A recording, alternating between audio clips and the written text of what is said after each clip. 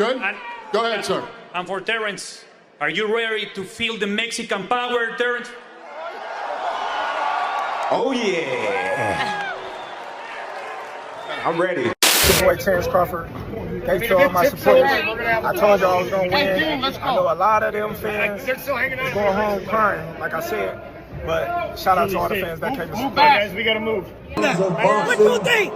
What you think? This is over. He the GOAT. Get ready. Dante's Boxing Nation, what's going on, guys? Okay, so now that Terrence Crawford has completely dominated Canelo Alvarez, you got some pro fighters that are now calling Terrence Crawford the GOAT. The funny thing is, I remember right after Terrence Crawford knocked out Errol Spence, the debate started. Who was the GOAT? Terrence Crawford or Floyd Mayweather? Now Terrence Crawford, he makes history again. At the age of 38, he moves up damn near 3 weight classes and he dethrones the undisputed champion, super middleweight champion, Canelo Alvarez. But he didn't just dethrone him, he dominated him. I mean, it was just beautiful to watch. The way he was dominating Canelo Alvarez in the pocket, out the pocket, mid-range, long range. He was whooping his ass from one side of the ring to the other. And what he did in those championship rounds, man, that is Hollywood movie stuff right there. You talking about closing the show. In the championship rounds, he didn't try to cruise. He jumped on Canelo, showing him that he wanted it more, right? Canelo was the one that was way behind. He was the one that was supposed to show the urgency, but it was Terrence Crawford showing all of the determination, the urgency. He was the one that was hungry. I mean, you would have thought Bud, he hadn't had a meal in 3 days. And Canelo was straight food. So like I said, man, you got a lot of pro boxers that are really praising Terrence Crawford right now. It's definitely warranted. So I want to go over what some of them said and give my take. This is what Jamel Herring said about the fight. No catch weight, no rehydration clause, jumped up weight classes, the underdog, yet he made it look good under pressure.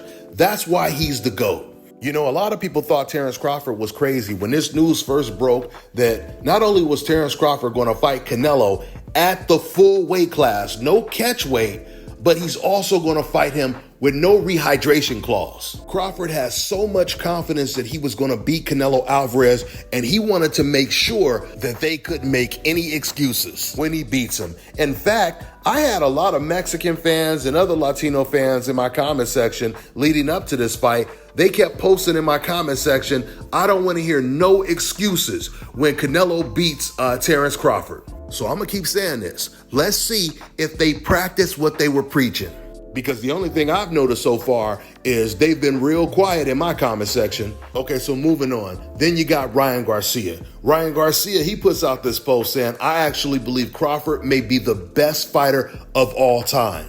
Now, you know, that is some serious damn praise. When you could get a racist Mexican, I mean an open racist Mexican, to come out and say that Terrence Crawford is the best fighter in the world? This man, Ryan Garcia, literally said on an open mic that he hates all N-words. And now here he is admitting that he believes a black man is the best boxer of all time, which really just proves all that time when Ryan Garcia was saying he hates all N-words and F George Floyd and, you know, he wish he could kill him again.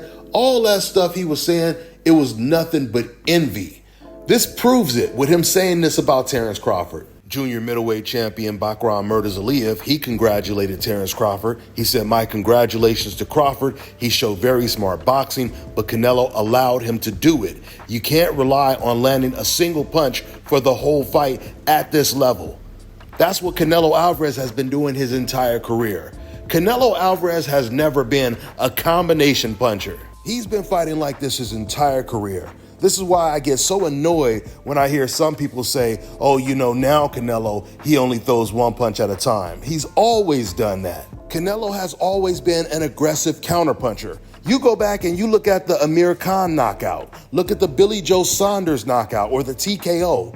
He stopped them with one punch. In the BJ Saunders fight, Canelo, he caught him with a counter uppercut that broke Billy Joe Saunders' eye socket, so he quit right after that round. Now, Canelo, he might throw 2 punches at a time, but he doesn't throw combinations, right? I mean, even when he was fighting against Crawford, there was a 2-punch combination that he did catch Crawford with. I think it was a hook to the body and then an uppercut. Now, and of course, if Canelo can pin you to the ropes, he's going to throw probably more than 2 punches, but that doesn't count. I'm talking about being a fluid combination puncher. Canelo has never been that. Moving on. Dimitri Bivol, he came out and he said it was a great fight between 2 legendary fighters, technique, skill, IQ, and power. Congratulations to Terence Crawford on a well-earned victory. You deserve it. Devin Haney, he put up this post calling Terence Crawford an effing legend. And that's high praise from Devin, because I already told you guys, there was a time when Devin, before the whole Ryan Garcia situation, there was a time when Devin didn't want to give Terence Crawford too much credit. You know, when everybody had Crawford at pound for pound #1, right? I'm talking about including old media. Everybody had him at #1. They asked Devin Haney who's #1, and Devin was like the only one that said Canelo was #1. And that was after Canelo lost to Bivol. So for him to praise Terence Crawford the way he is now, it says a lot. Now, and I like what Jake Paul said. He said Canelo putting his hands up like he won. LOL, dumbass, lying weirdo. Canelo been overrated. There's no doubt about it, Canelo Alvarez is overrated. I mean, it was only a couple years ago that they were putting Canelo Alvarez on the pound for pound list above Terence Crawford, and that is what you call overrating him, because there's no way he ever deserved to be over Terence Crawford on any pound for pound list. Now, if you want to compare Canelo Alvarez to other Mexican fighters, then sure, you could say he's one of the best Mexican fighters of all time. I mean, Fernando Vargas called him the Mexican GOAT. The dude that works with DAZN, I think his name is AK, he said that Canelo was the greatest Mexican fighter of all time. So if they want to call him that, that's on them. But I just feel that's not saying too much about Mexican fighters if you believe that someone who tested positive for PEDs, every time he stepped up in competition, he either outright lost or he won in a controversial fashion. And he's one of the only fighters that I know in the history of the sport that became a star based on a loss to a superstar, which was Floyd Mayweather. Because usually the way it's supposed to work is the torch is passed down to you because you got a big win. That's usually what creates a star, like Floyd Mayweather beating Oscar De La Hoya. You see, the reality is the reason why Mexicans in particular overrate him, saying he's the greatest of all time, and the reason why they praise him so much is because of Canelo's appearance. The fact that he doesn't look Mexican, or he doesn't look like a typical Mexican, because he has very pale skin. And Canelo has a whole bunch of brothers. He's the only one that looks like that. All his other brothers, they look straight Mexican, including his parents. So solely because of the way Canelo Alvarez looks, Mexicans, they want him to represent the entire race, because the majority of Mexicans, they want to be white. They want to be accepted by white people. They want to be classified as white, but they're not white. And white people have basically told them that to their face by basically targeting them when it comes to ICE. White people have made that acronym ICE and Mexican/Latinos synonymous.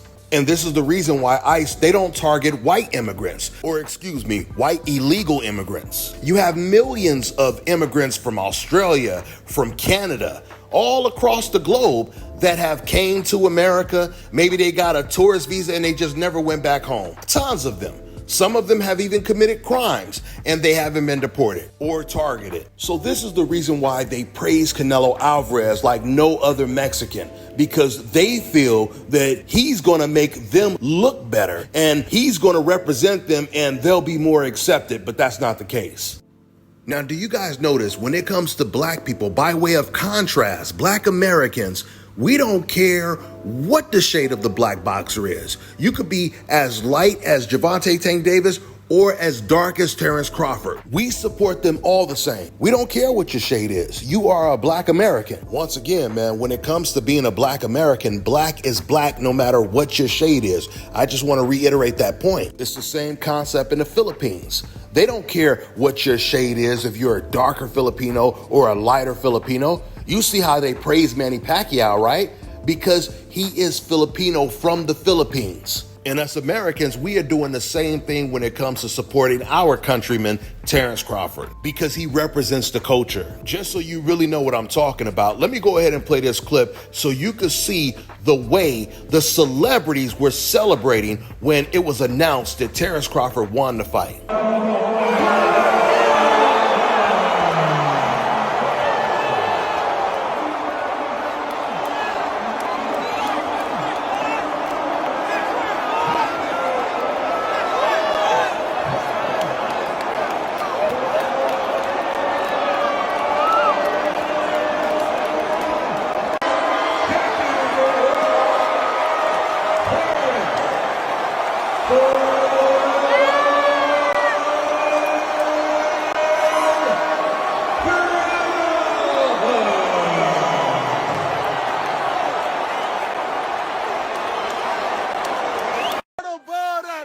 We fuck with Bud, nigga. We got this. Yeah. Nah. The fight over. Nah. We got it. Bud Crawford, homie. Yeah. Where the Bud at? Yes, the homies is here. Yeah, we chilling. Yeah. We got this move. Yeah. Trying to kill him. Crawford is trying to kill Canelo. Somebody call the police right now. This is battery and assault. Yeah, they look at it. They trying to give him an assault charge right now. This shit is wild. I've never seen nothing like this. Just pandemonium. 3 weights champion. Blood. What is? Whoa. Play with my boy. It's over with. I told the whole world, pay me, suckers. Retire, Bud. It's over. You ain't got nothing else to prove. Let's go fishing, Bud. Retire. Yeah. It's over with. I told you. Bud. I told you.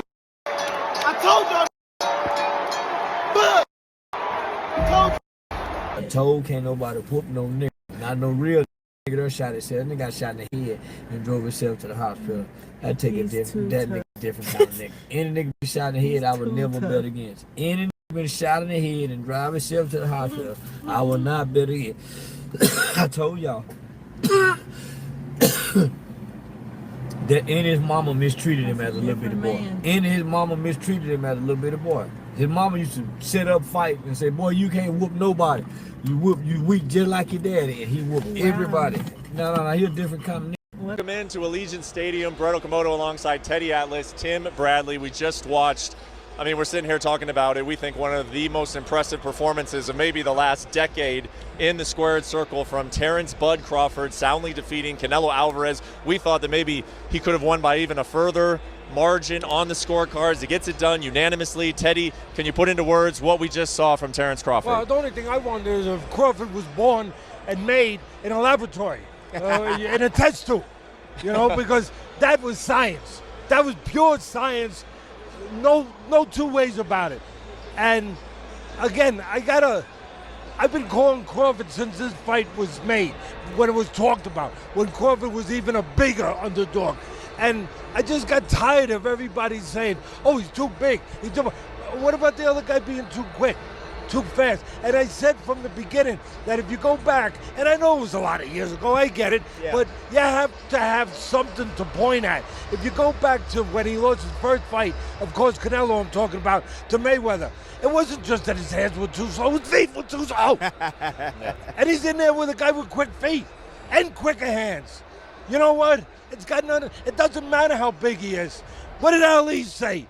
Your hands cannot hit what your eyes cannot see. That was tonight. It was great. Let's put some context on this. It was great. Let's put some context on this victory first. A year out of the ring. I think it was like 13 some odd months out of the ring, okay? Yeah, really? Yeah. 2 weight classes. Think about that. Yep. He had surgery early at the beginning of the year. Surgery on shoulder surgery, right? Not sure which one. And to come in here and to put on that type of performance against Canelo that actually is coming off a performance, right? You expected Canelo to be sharp.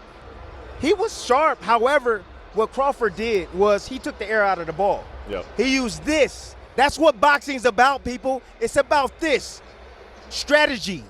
That's what he had. He used his feet. He understood Canelo every single movement.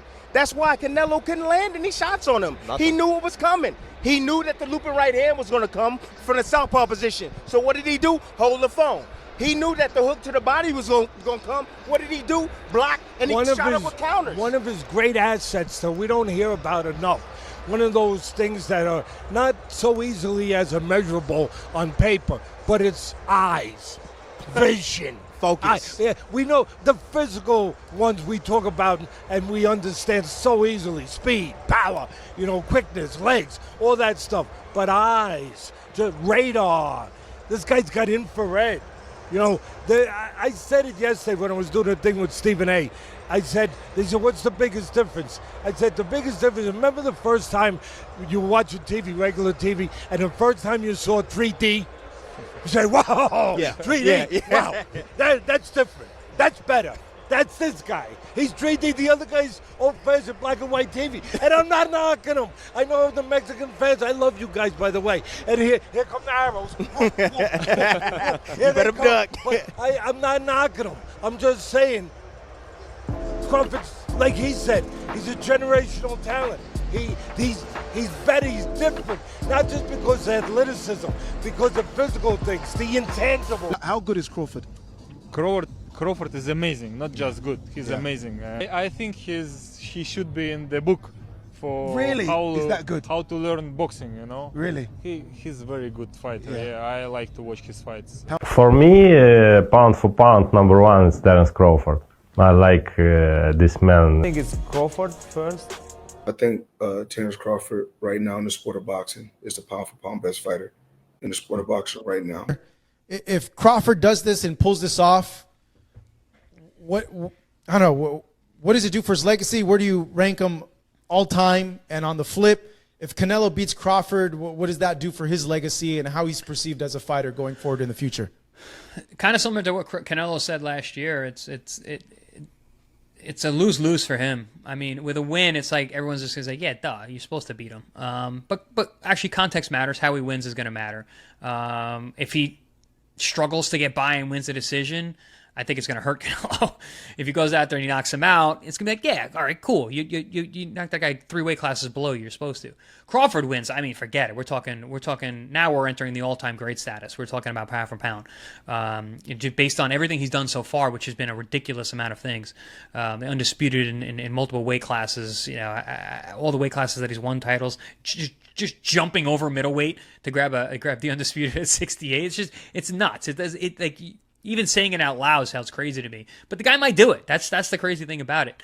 And if he loses, I don't really think it affects his legacy all that much. All the accomplishments that he already has, Crawford, those are not going to be forgotten. He's jumping up 2 weight classes. So I take it as a win-win, loss-loss situation for these guys. Win-win for Crawford and lose-lose for Canelo.